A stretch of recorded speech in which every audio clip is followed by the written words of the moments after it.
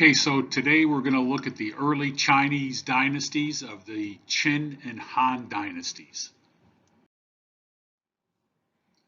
The Qin dynasty started around the 3rd century, replaced the Zhou dynasty.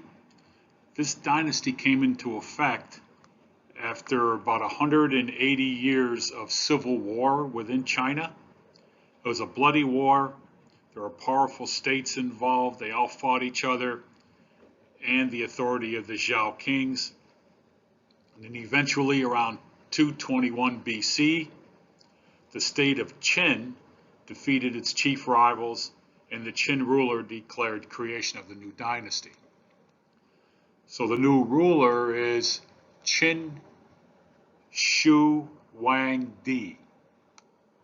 He began his rule by crushing the internal battles and defeating all the other invaders. And he ended up expanding his empire as far south as modern Vietnam. Now, Shi Huangdi established an autocracy, which is a government with unlimited power, had a central government which he controlled.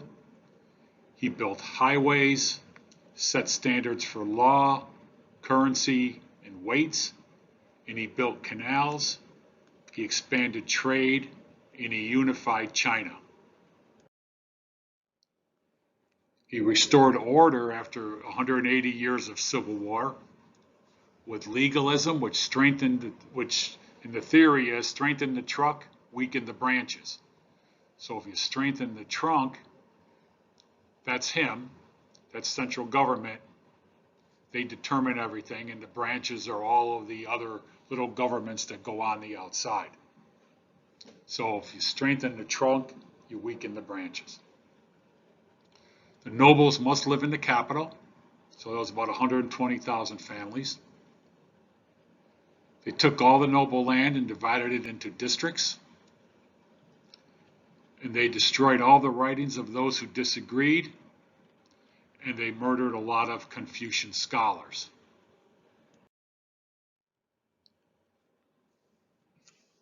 Also decided to strengthen the wall north of China in the northern territories. They had some nomadic herds up there that kept playing havoc with the people that lived up there and were threatening the dynasty. So they strengthened this wall that was started, and they extended the fortification, which was started during the Zhou dynasty. He forced workers to close the gaps in the walls and to extend the wall to cover nearly the entire border. Forced labor laws and high taxes were necessary for this wall construction, and it made Qin very unpopular. A lot of the workers that died when they were building this wall are buried in the wall. So you can see up here the blue. This is the Great Wall up here. And this is where they built, and they had the horsemen that lived up in the Mongolian area and over into here. All up in here were those nomads that came through, and they were trying to protect the dynasty from the nomadic herders that were very, very accomplished horsemen. So the Great Wall was meant to protect China's northern border, and as you can see here, they would build it on the ridges at the highest point. That would make it even harder for invaders to make it over the wall. First, you've got to run up the hill or the ridge leading to the wall, probably carrying your weapons, armor, and a ladder to help others get up over top of the wall. All the while, the Chinese archers would be shooting down on you. And being up this high also gives you better vision. You can see what's going on a further distance away. Looking at the wall here, we've got people. So we can get an idea of how wide the wall was. You could march soldiers, 4 to 5 men, shoulder to shoulder across the wall, and this would speed up their own travel. It was much easier to walk on this wall than it would be to walk upon the natural terrain. And you can tell just how high this wall is in certain spots. in some cases as much as 20 feet high up. So they didn't build this wall using stone all the way through. Instead, they would build the outer portions of the wall using stone, which they would have to quarry and bring with them to the northern borders. But on the inside, they would fill it in with dirt. And of course, as Mr. Russo said, if you were working on this wall and you died, well, they just packed you down to the earth. That's one less wheelbarrow of dirt that they need to bring in order to build the wall. So it's also known as the world's longest graveyard. Along that. So Wang Di was convinced that mortality existed. He survived 3 assassination attempts.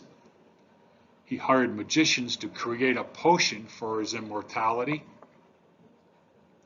And he hunted for 8 immortals. He stopped going in public. He moved through tunnels underground to get to places. And then he had thousands of terracotta or molded out of clay terracotta soldiers built and horses built to be buried with him to protect him after he died. So you can see this is what the archaeologists found. Apparently there were 6,000 of these figures of soldiers. They had 10 different head shapes, so they all didn't look alike. They had horses, they had wooden chariots, and they had found over 7,000 bronze weapons. These were all built to protect for when he died. Very lifelike.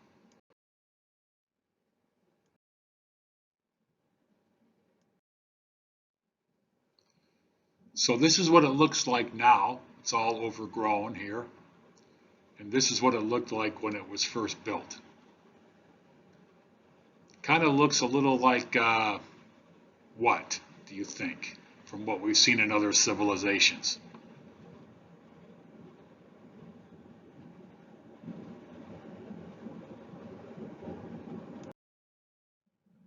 So the fall of the Qin Empire, after the ruler's death, his son took power. His son was not quite as capable to lead. And just 3 years later, a peasant uprising threatened the security of the empire. And by 2002 BCE, the harsh rule of the Qin dynasty was replaced by the Han dynasty. So after the Qin dynasty, we move on to the Han dynasty, which will last much longer. The Qin dynasty had used legalism as the guiding philosophy, but we will see with the Han dynasty, they will use Confucianism, and we're going to see many new inventions and innovations that will push the Han forward. And the Han dynasty will be taking place around the same time the Roman Empire is at its peak. And we haven't gotten to Rome yet. We'll get to it a little bit later this year. People-oriented. Liu Bang leads a peasant revolt that overthrows the Qin dynasty. He established central authority by setting up local leaders called commanderies who reported to him. He lowered taxes, departed from the strict legalistic rule of the Qin, and softened punishments, which made him popular with the people of China. He successfully brought peace and stability to the dynasty. So he dies in 195, so he didn't rule very long, and he's succeeded by his son. The dynasty continued to thrive through the Bang family until his great-grandson took control in 141 BCE. His great-grandson's name was Wudi. And Wudi became known as the martial emperor because he expanded the empire through war. Wudi expanded the empire to the west and to the northeast into Manchuria and into Korea. And under Wudi, the boundaries of Han China expanded nearly to the bounds of present-day China. So you can see how all of this expanded greatly here. And this was all under the Han Dynasty rule. The Great Wall is the blue up here. And these out here is the current boundaries of China. All of this.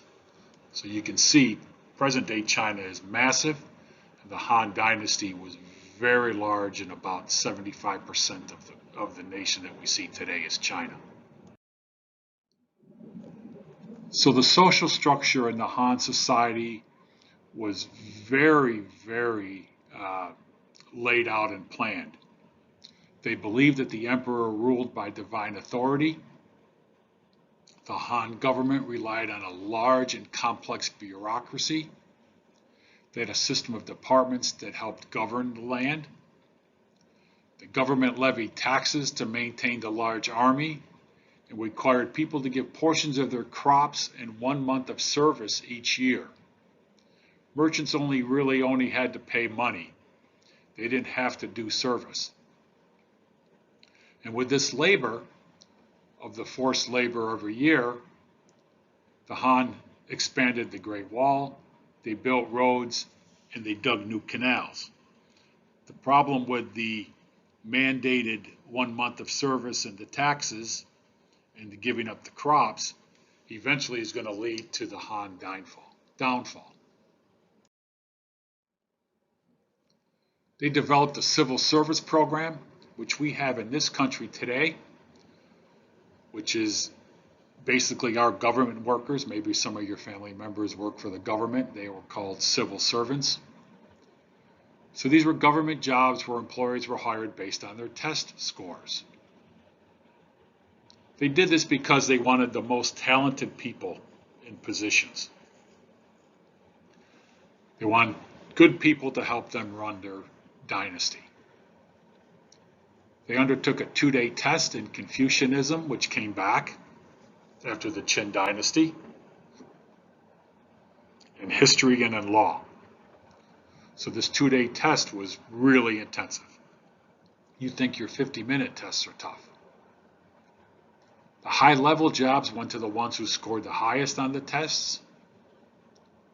And these tests were really skewed towards the rich because the rich could afford going to school and the poor couldn't. The service system is based on meritocracy, which means the promotions are all based on merit.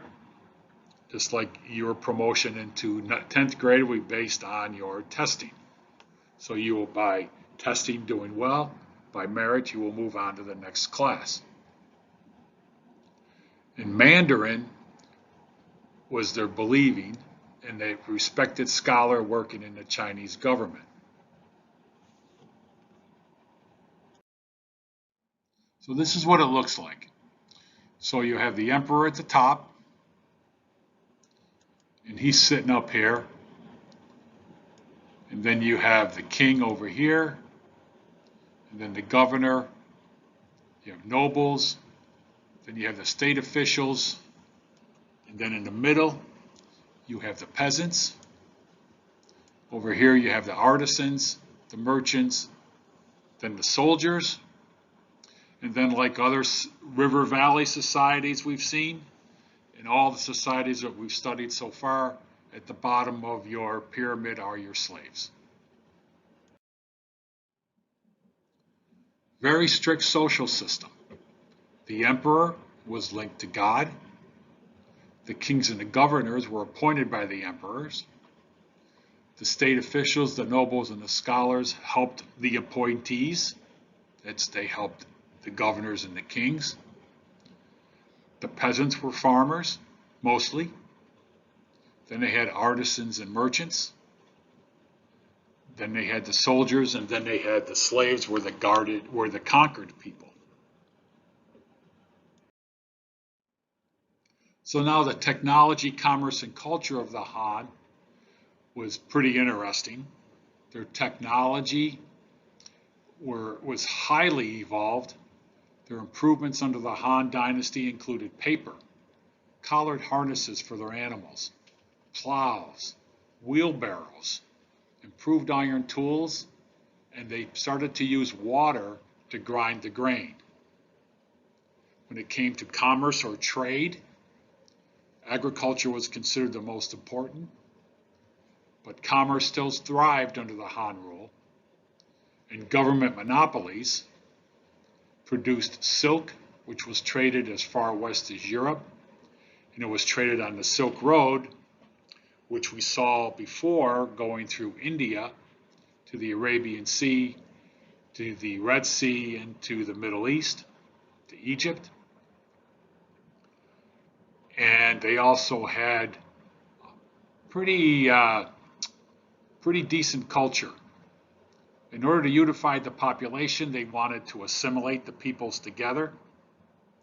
Scholars wrote histories of the land dating back before the Qin dynasty.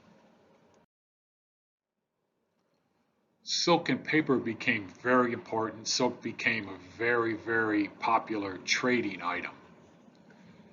Silk was in China. It was called sericulture. Chinese raised the silkworms. The making of the silk is sericulture. The Chinese raised the silkworms. Silk is soft, warm, and durable. The process was kept a state secret so that no one else could do it. And then the paper they used, they strengthened it quite a bit by 105 CE. And it was strengthened by mixing mulberry bark. Mulberry is a bush. Bark, rags, and hemp. Paper became cheaper, became convenient, and it was a great tool to increase education. So the Silk Road we looked at earlier went through India. Came from China down through India to the Mediterranean through the Red Sea. The Silk Road developed also a northern route. In Latin, saying Pax Sinica, or Chinese peace. They had 400 years of peace and prosperity under the Han Dynasty.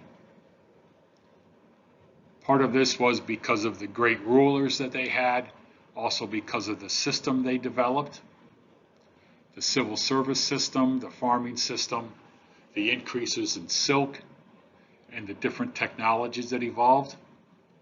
So they traded silk, spices, and tea, which they raised. Camel caravans were often used along the land routes. And the Romans would pay for gold. Typically, they would go to Turkey with these land routes, and then they would make a deal in Turkey, and then from there, the goods would go on to the Mediterranean countries. The result was cultural diffusion, which is key, as we've seen cultural diffusion in quite a bit of our river valleys. Here's a recreation or what it would look like of the Silk Road. I wouldn't be surprised if this picture was probably done in the early 1900s, where they didn't have a lot of vehicles still. The terrain is really rough, and they did trade a lot using camels and caravans. Here's a picture of a village that was probably along the Silk Road. A lot of these trading villages developed for people to rest, to eat, to sleep, to trade, to gain more products to take with them, to pick up new things. So here's the Silk Road. I drew this earlier on here. So you can see how it was all land-based. It went through the couple deserts here, and it ended up way over to the left here in Turkey. And the other Silk Road that we learned about before was a southern route that went down here through India, the Arabian Sea, into the Arabia, up into the Red Sea here, into Egypt.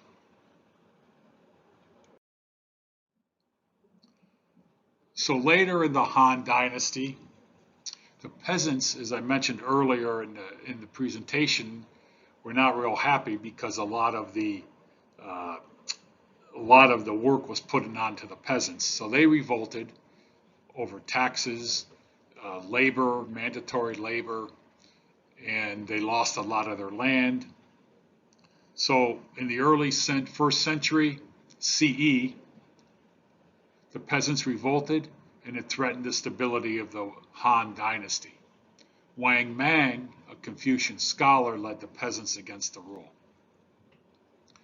Quite a bit of turmoil followed, and shortly after, a Han ruler took charge and reestablished Han control. Despite the efforts to secure the borders and to keep trade active, the Han Dynasty weakened over the next century, and by 220 CE, it had divided into 3 rival kingdoms.